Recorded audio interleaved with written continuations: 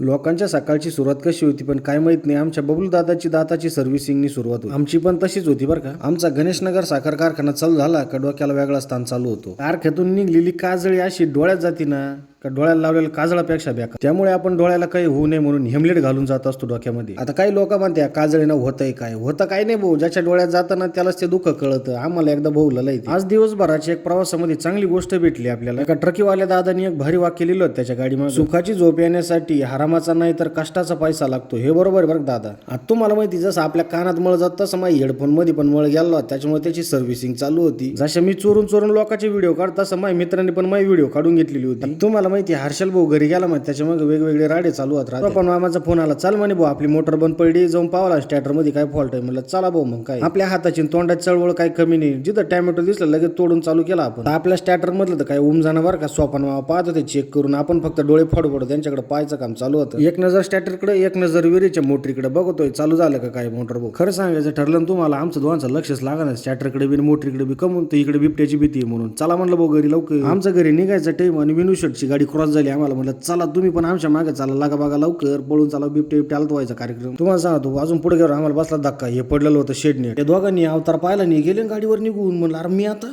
तू जाय म्हणे पै बॅटरी चमकव इकडे तिकडे निघ म्हणे घरी तू. मग आपलं काय जय हनुमान ज्ञान गुण सागर जय कपीसती हो लोक उजागर.